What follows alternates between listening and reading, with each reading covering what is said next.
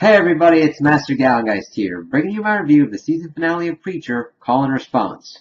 Uh, this was crazy. This was a good season finale, but it was also one of the craziest and probably the best example of what Preacher can be as a show, because it was just crazy enough, but just focused enough to be able to keep someone's attention going throughout the whole story.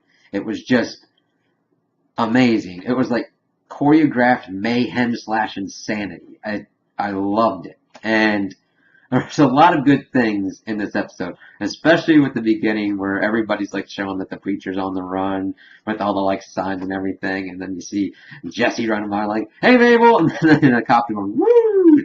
It's great. So we get that Jesse's been laying low with Donnie for some reason, and Tulip, of course, is looking for him, goes in and ready to whoop ass and everything, and Donnie's explaining that, well, Preacher had me dead to rights and showed me mercy, so I showed mercy to Preacher. And kind of like this transformation of being good, and his wife's still kind of getting a little bit antagonistic, but that's also because Tulip kind of bashed her nose in a little bit. Of course, because Tulip goes on those crazy sprees, and we get more information about what really happened on their kind of last job. And we get this through the flashbacks and everything. We see Carlos, he was like the lookout man, kind of having everything on lockdown. Of course, you see Jesse and Tulip having their fun in the bank vault as they're like taking everything out of the safety deposit boxes and trying to get into the vault.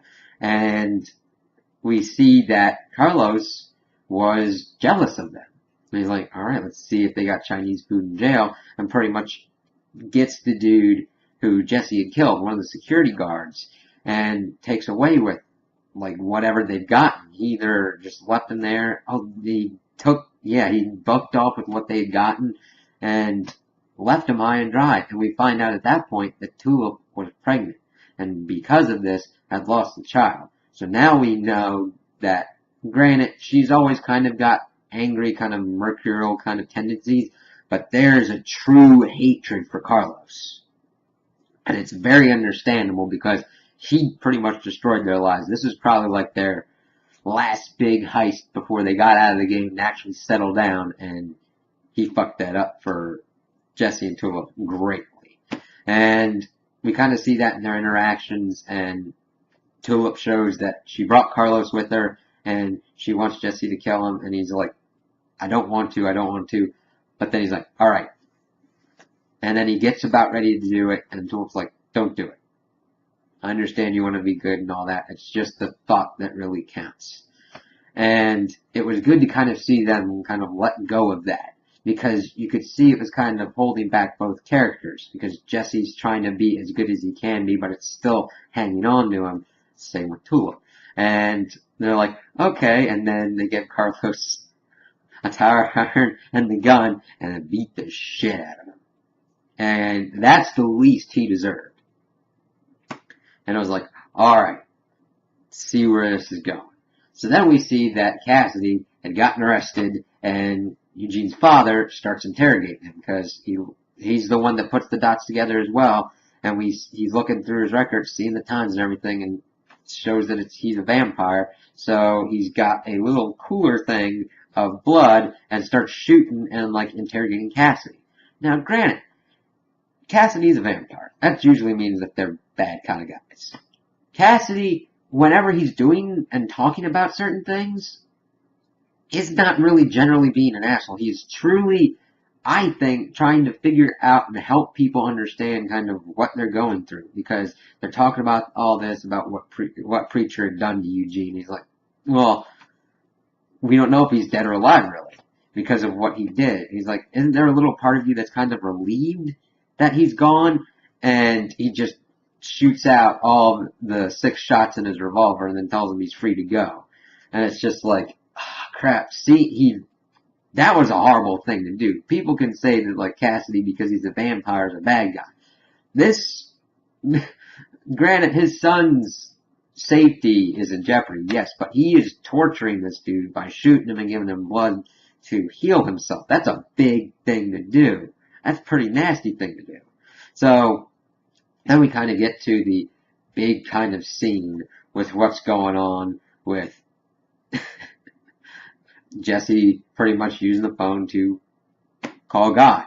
So everybody in the town kind of gets involved and everything. They're like all there waiting, and Jesse's messing with it, which was kind of funny because it's like, oh, once you see him trying to do it, it's like thinking, wouldn't the people in heaven think that, like, if you could trap an angel, they'd be coerced to be able to use his phone or use it in the way that Jesse's doing with a dead hand? It's like, you're not thinking really that well. But he's able to get the video phone to work, and then at first it's like, holy crap, it's God. But then you start seeing that it's very Wizard of Oz production.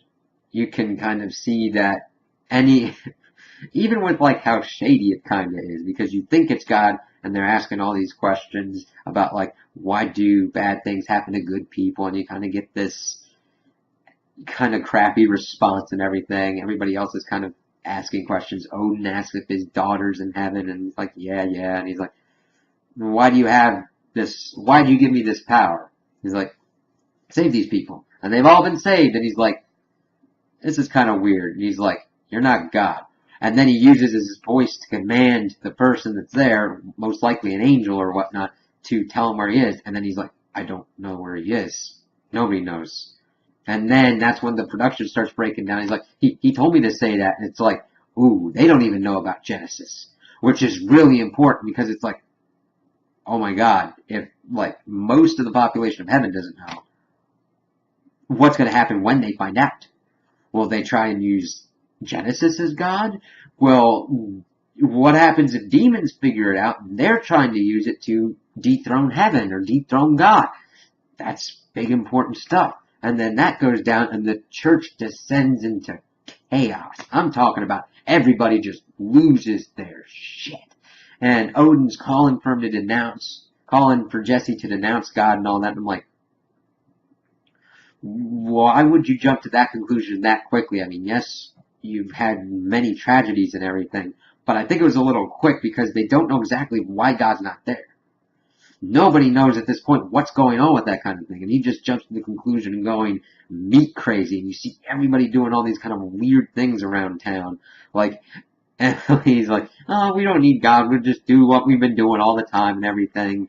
And seeing the sheriff and his wife just sitting kind of dumbfounded what's going on. People killing themselves.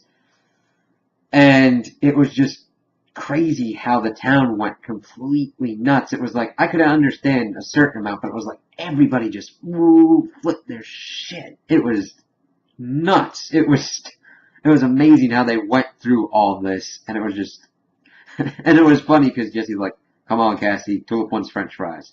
And they evidently drive far enough away that they're pretty much outside of town, which is an important thing, because we had seen that in the beginning, what I thought was something in heaven was actually a dude controlling the methane reactor that they had.